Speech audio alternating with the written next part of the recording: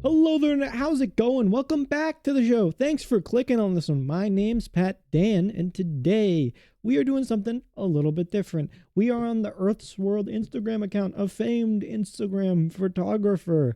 I am a big fan. Earth takes pictures at like different various fairs and stuff of interesting looking people. They're like maybe my favorite Instagram photographer of all time. I say that with the knowledge of absolutely zero other Instagram photographers. I'm the premier source of Instagram photographer info. If you didn't know, is basically what that means. That's about as much knowledge as you need to get that position. Because no one's really searching for somebody to tell them about Instagram photography. So it's not a whole, it's not a whole big deal that anybody really cares about. Anyway, this guy's like fairly red. He's got a real angry looking face. I feel like he's got real RBF syndrome here. And as someone who suffers from a little bit of mild RBF, in my personal life, that being resting bitch face for those who are a little confused as to what RBF means.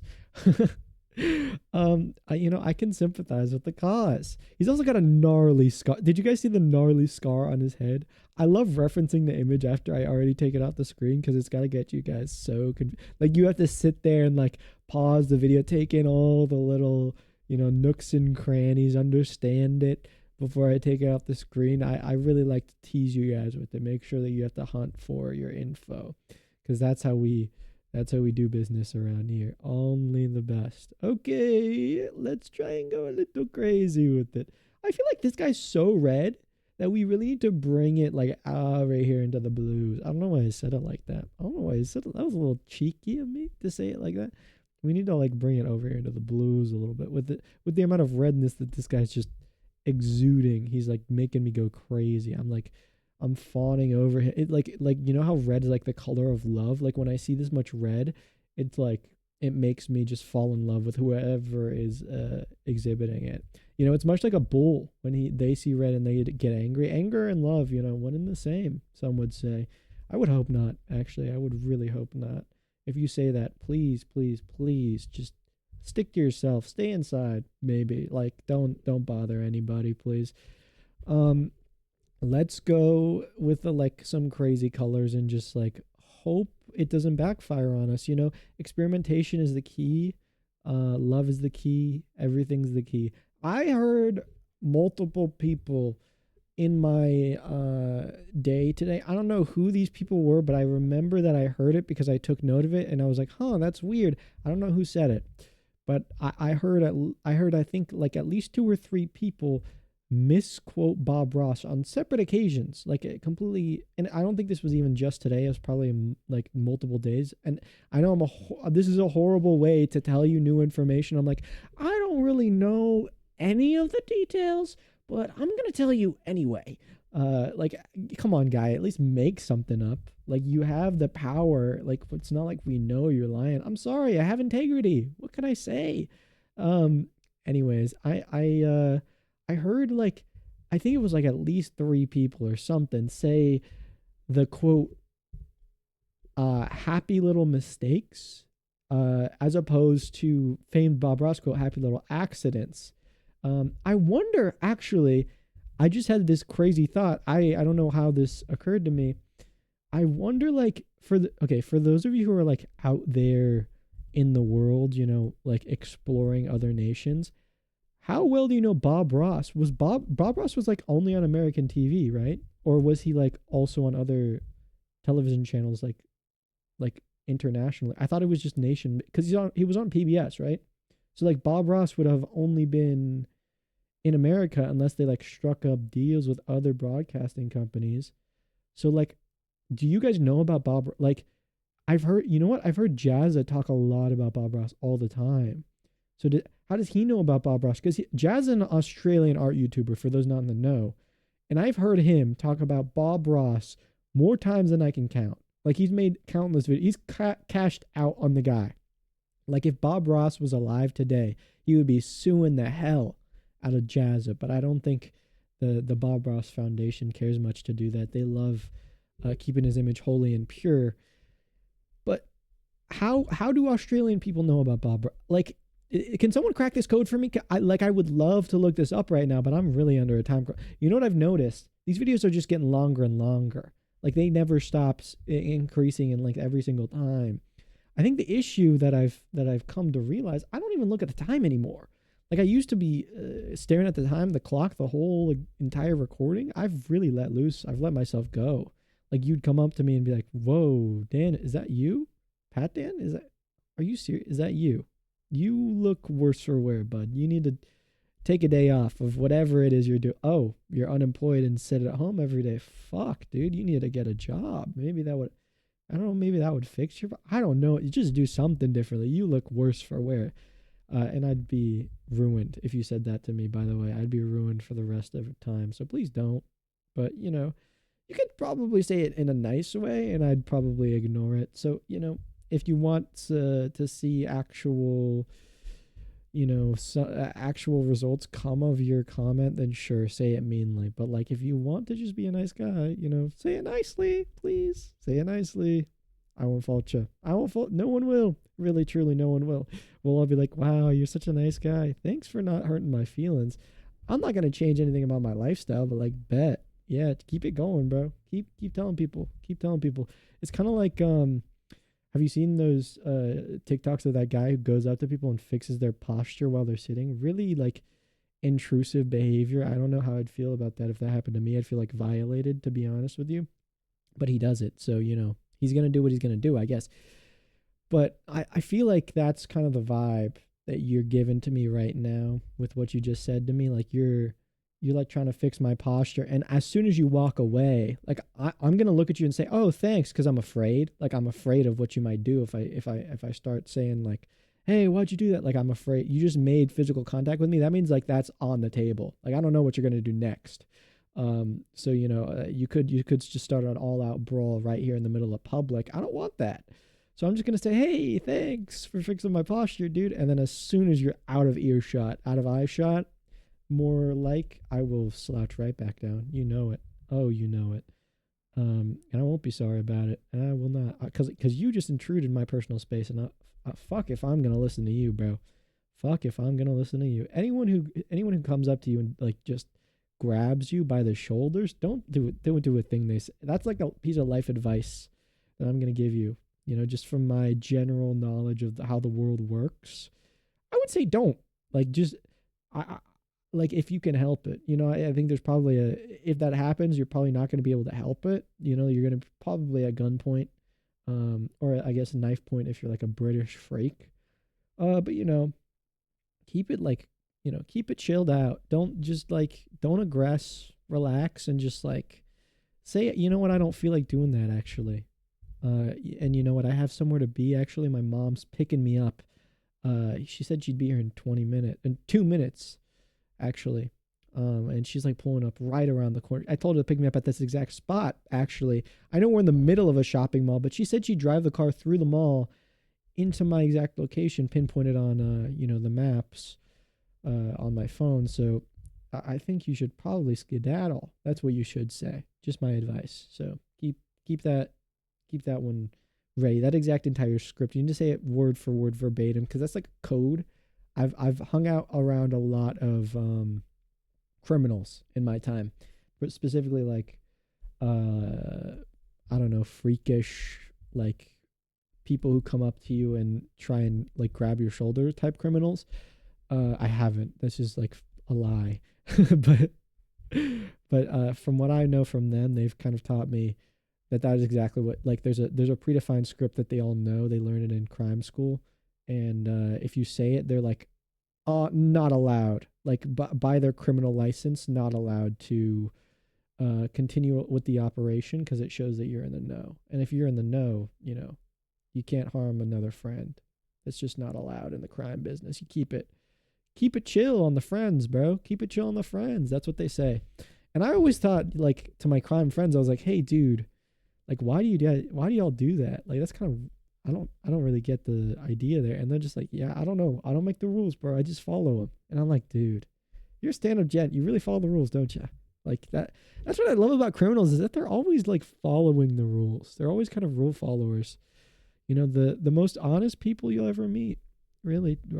Okay, this was why I couldn't go down to my typical 2 pixel size. It's because I was being hindered. I was being hindered by the airbrush. Hateful, hateful, hateful.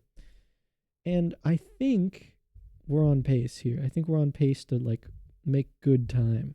I think if this was a show, it would be One Piece. And I know you're thinking One Piece. One Piece doesn't make good time at all. It would be One Piece, but it would be the cut up version of One Piece that's called One Piece, the fan made version that is much easier to watch. That takes a lot less time and like cuts out half the show, um, or more than half. I don't actually know. I've never watched One Piece. I'm a One Piece straight up kind of guy. Have I finished it? Have I watched like more than, you know, 10 seconds of it? No, but I'm true to the form. I don't want to ruin the artistic vision of the One Piece directors and animators and all the great fellows folks that worked on the show. You know, they clearly had an idea and they wanted people's time to be wasted. And if they had an artistic vision that involved people's time being wasted, I'm going to participate in that. Like clearly it was a performance art piece, you know, it was about little, you know, experimentation, public experimentation on the people, and I'm happy to indulge. You know, a little artistic experimentation. Just support the arts, you guys. Like, where's your I don't know, where's your fun soul? You all lost it. You all lost it after like I don't know, like the world got sent into shambles and everybody had to stay in their homes for a year and a half. Like what? That took all the fun out of you guys. I don't know what's up with that. Like, why can't you guys just live and live and live? It's my motto: live and live and live. I don't know. It doesn't really strike a chord with people usually. They say it's like nonsensical and a little bit confusing and doesn't actually mean anything. But like, fuck, life doesn't mean anything, you know? Live and live and live. That's usually the context in which I'll say it. For those of you who are wondering, like, how is he going to slide this one in there? That's how. That's like precisely how actually I said that exact same thing the other day to a good friend of mine. I didn't. Almost everything I say on here is a lie. So just keep that like in the, you know, in the back of your head. Keep that in actually the front of your head. That one actually should stay in the front. Because if you believe something I say, it might be horrible. You know, a clip I rewatched recently. I rewatched the clip of there's this streamer, for those of you not in the know, named iShowSpeed. Very popular. So I'd be amazed if you didn't know him and you were on the internet. But for those of you not on the internet, maybe, I don't know. iShowSpeed, known for his crazy exploits like screaming at the camera, barking at the camera, yelling at the camera, screaming at people in real life, barking at people in real life, yelling, you know, that kind of stuff. So he's a real class act, you could say, a real stand-up guy. I don't have anything against him. I'm just trying to make jokes. Anyway, I rewatched the clip of him with like a fake Cristiano Ronaldo running a scam. I watched the CoffeeZilla video about it where he was like, iShowSpeed like did a crypto scam with these crypto scammers. Who could have believed it? Like he at the time he was also a 17-year-old child who had like the influence of like a fucking Hollywood celebrity. Like it's crazy that he was in that position at 17 years old. And it wasn't just like a typical Hollywood celebrity of like you just see him in movies, so you don't really see him say stuff unless it's in an interview. Like you're not hearing him talk most of the time. Like this guy had an influence where people were watching him every day, little kids watching him every day. Like this guy, he could have said, "Blow up," you know, something. I don't actually want to finish that because that's probably a bad thing to say. But he could have said, "Blow up something," and people would have been like, "Blow up something? Let's blow it up," and then it would have happened. And by blow up there, in case anyone's listening, I meant explode in popularity. Explode this thing in popularity is what I meant by when I said blow up. Gulp. Thought that would be funny, so I try to do a self laugh track. I've probably talked about my desire to have a laugh track follow me around on here before, but I've been realizing that it would be a horrible idea. It would make people never want to talk to me. Like for a long time I thought it was a great idea. I genuinely believed in it. I was like, I'm gonna get investors in on this. I'm gonna, you know, bring this to the top. Not a great idea. Horrible idea. I didn't even need to test it out to realize that. Probably all of you knew it from day one when I told you, or if I didn't, you're hearing about it for the first time. But yeah, the idea of having people follow you around and laugh whenever you say something funny, I think it would actually make people not want to speak to you. Like they'd probably be like, "Nah, I'm actually good over here. Like y'all stay over there, do your thing. Like keep your laugh track thing going. I'd rather like be in a real non-manufactured human interaction over here with my cool buds of of people who act normal and don't like crave validation to the point where they feel the need to have a laugh track follow them around. That's probably how it would go. Probably. I mean, someone needs to test. Like once I get an audience who will actually watch it, I'll do a test on that. I'll run a test, a little social experiment. I, how would we go about that? Like, and by we I mean you and I. We're gonna film this video together. I'll reach out. I'll say, hey, you've been with me since day one, watching the one take MS Paint drawing videos of Reddit gets drawn badly. How are we gonna do this thing? Uh, that's literally all I'm gonna say, and you're gonna know what that means. So keep that one. Uh, that's like your activation phrase. You're a sleeper agent now. I've just programmed you. That's how easy it is to program sleeper agents. Crazy, I know. Winter Soldier made it seem a whole lot crazier, but it's just that. Um. Anyway, I'm gonna say that, and then we're gonna figure out how to do this. I'm thinking, probably, what's our move? Maybe we go into like a Starbucks, like ruin someone's job, like ruin a minimum wage worker's day. Like go in there with our laugh track audience, primed and ready to go, and then we like just cause a ruckus, just straight up cause a ruckus, and then at the end we say, "Hey, actually, here's like a couple bucks. I'm gonna throw you a couple bones just because you guys were so nice." And they'll be like, "Oh, thanks." And that's a video idea. I don't know. You guys let me know. I feel like it would suit the platform of YouTube.com, but I don't. I'm not necessarily an expert. You guys know. You guys know the ball game more than I do. Send it home. That's what you say when I'm up to plate. To play the ball game of YouTube, you're like, send it home, send it home. I don't know how baseball works, you guys. I don't know what baseball is. Actually, I've never seen it played. I assume it involves a ball and a base. Mm, I don't know. Maybe the base is unrelated to the namesake. I'm not entirely sure. You guys let me know. That was obviously a joke. I know what baseball is. I know you play it with like the little brown ball with laces on it, and you like toss it across a field, like 50-yard field, I think. Yeah. Yeah. See, I know what baseball is. Told you. I'm still pulling yanking your chain. Classic Pat Dan. He's got jokes. So they say whenever somebody mentions me, bring me up in conversation. I mean, they always say, Pat Dan. Oh yeah, he's got jokes. He's got. I don't know if anyone's ever mentioned me in conversation. That's crazy to think about. Like, how is it possible that people have talked about me when I'm not there? Like, think about that. Have you guys ever thought about the fact that people like have talked about you while you're not, like, what do those conversations sound like? Like, hey, Pat Dan? Yeah, he's a fucking freak, probably, is something like that. Or like, I met this guy once and he like I told him like that's a load of garbage after he told me this really crazy take. And then for some reason he like wrote it down on a notepad and started saying it over and over again until I left. Like like almost like he was trying to memorize it and yank it as his own. I don't know what was up with that. That was a reference to an old bit that I did on a previous recording that probably never got released. So you guys probably didn't even know what that meant. And if you did see the episode, you guys were probably like, "Oh my gosh, a callback! Yes, callbacks! We love callbacks. Lowest form of humor. Lowest, the absolute lowest. You know what's funny about a callback is that you just got to say something and then say it again. And then it's like, oh my God, this guy's hilarious. And I feel like that's most stand-up comedy. Like callbacks, a lot of stand-up comedy is reliant on the callback. Especially, I don't know if you guys have ever, really been well versed in the comedy space like I am, aka watched like 3 Netflix comedy specials in one sitting one day when I had a cold. And I now know everything there is to know about comedy, basically. Uh, there's actually like a little secret well-known secret, that all you got to do is just say something once, say it again, and it gets them laughing. It gets them laughing. Like, how crazy is it? The human mind is so simple, and you wouldn't even know it. You wouldn't even know it. Okay, this jacket is like giving me issues already, and I haven't even done anything, which is how you know when something's not worth your time.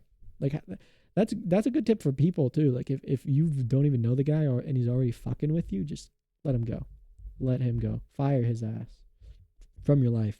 Or I guess if you're like a store owner, you could actually fire him, but like, you probably need a better reason than I didn't like this guy's vibe. So I would probably, I don't know, check the laws on that one. I'm not a legal advisor, so I would probably, dig a little deeper and, figure out first before you take the advice of like a 19-year-old child. I really consider myself a child despite the fact that I'm a legal adult. It's crazy. It's really crazy. For the longest time, I was like, bro, once you're like 20 years old, you have your shit figured out. Like, as a little kid, when I was looking at 20-year-olds, I was like, dude, they're like full on bossed up, living it out. Like, they got it. Like, once I'm 20, I'll know how the world works and I'll understand everything about economics, about presidency, about politics at large. I'll be the greatest possible version of myself, and I'll peak and never get better. What I've realized, as a soon to be 20-year-old myself, not like soon as in like soon, but like soon as in the grand scheme of the world, and watching my 20-year-old peers, I'm like, you know what? We don't know shit. We don't know shit ever, and I don't think we ever learn shit. So little saddening, but I feel like that is reality. We never ever know shit. And if you pretend to, I mean, you can get by. You can pretend all you want, but heck, dude, you don't know shit. I that was good. I like that. Heck, dude, you don't know shit. That's a good one. Fuck, dude, you don't know shit. That one's not as good because it doesn't. It's not funny in the same way the other one. I'm sorry. I'm sorry I fumbled again. I'm sorry. Can I do like, what? I want to do an apology video one of these days. Like, I don't want to have anything to apologize for. I just want to do an apology video because I feel like those are fun. They seem fun to do. Like, when I see them, it seems like the guys had a lot of fun making them. Like, the guys all got together and they were like, "Hey, so we're doing this new vid. We're gonna like say sorry for stuff. Are you got any cool ideas?" Yeah, yeah, yeah. How about we do like the most like unsympathetic possible sob story, and like be clearly reading off a script, like you have somebody prompting you in the back, and even like reference them a couple times in the video. Like, I think that would do a lot for your brand, and it would really tell people you're here for business. Not It's not a showy kind of relationship you've got with them. This is real deal stuff. I don't know, man. I'm just kind of a guy who says things. It's my working title. I've been working on trying to find a new one, but that one really seems to stick. Guy who says things and guy who's got jokes. It's fucking horrid how people just get you with a nickname and it never goes away. I don't actually think I've ever had like, really in real life, I don't think I've ever had a nickname.